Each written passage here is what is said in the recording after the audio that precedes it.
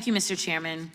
President Trump has made it clear that he only opposes lawful immigration when non-white people immigrate to the United States. His immigration agenda isn't about public safety or economic stability or jobs, it's about racism. It was racist during his first administration, it's racist now. And like his first administration, he's hired a bunch of racists to carry it out.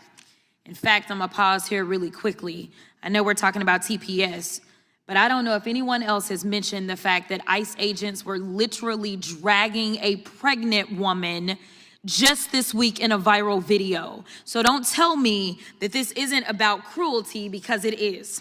Moving on. The president is now on record admitting to calling majority Black and brown nations, quote, shithole countries. He consistently refers to Black and brown people as, quote, low IQ, stupid, or nasty. His agenda is about one thing: giving racial preference to specific people seeking to immigrate to America, which is illegal and unconstitutional. But nevertheless, they are going to keep trying to get y'all to believe that immigrants are the cause of all your problems. But here's the truth. Immigrants are not responsible for a billionaire CEO refusing to increase your wage. The corporation you work for isn't replacing your job with artificial intelligence because of Haitian refugees. Your landlord isn't increasing your rent because someone who's fleeing gang violence in Central America moved into your community. A Palestinian kid who was afforded a scholarship to study at an American university isn't responsible for your child's tuition increasing.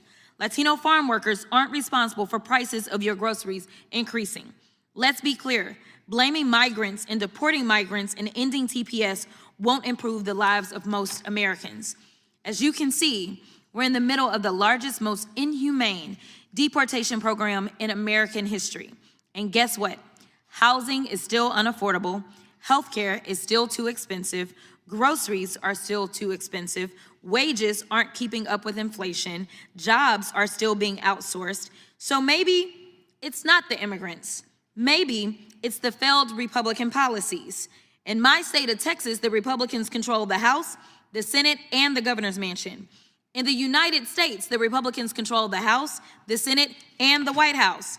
Maybe it's the fact that Republicans would rather give permanent tax cuts to billionaires, but won't even give middle-class Americans temporary health care benefits.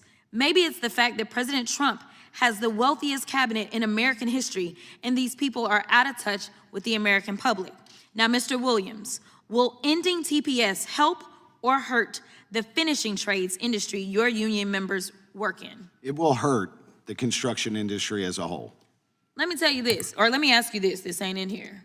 Has it already hurt the construction industry? It has, because of the fear and uncertainty. There's a lot of fear. There are workers that are not showing up to their jobs, regardless of their status, because of how immigration is being carried out under this administration. Is that correct? That is correct.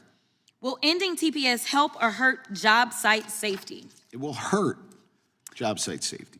Will ending TPS help or hurt affordability in our communities? It will hurt affordability in our community. Exactly. As people are complaining about the fact that housing is up, you've got to think about what those input costs look like. Those input costs, besides the fact that he's been reckless and ridiculous and not been reined in as it relates to the tariffs, and we know that we get a lot of lumber out of Canada. We want to fight with Canada, we want to fight with Mexico, and then we want to tell people that have come here and are going through the process, and I'm not going to say that any process is perfect, but the last time that I checked, Republicans continue to offer us concepts of a plan instead of actual plans, because they would rather campaign on the chaos instead of fixing it. Listen, none of us sitting here, whether you're a Democrat or a Republican, wants to be unsafe in our country. I want to be clear. I don't want a criminal in my neighborhood either. But going after all of these countries, when we talk about, it looks like they want to end TPS for Burma and El Salvador and Ethiopia and Haiti and Lebanon and Somalia and South Sudan and Syria. They actually do have, Ukraine got extended a little bit and Yemen got extended a little bit. But the vast majority of these countries, there's one thing in common. A lot of those people from those countries have a little bit of melanin in their skin. With that, I will yield.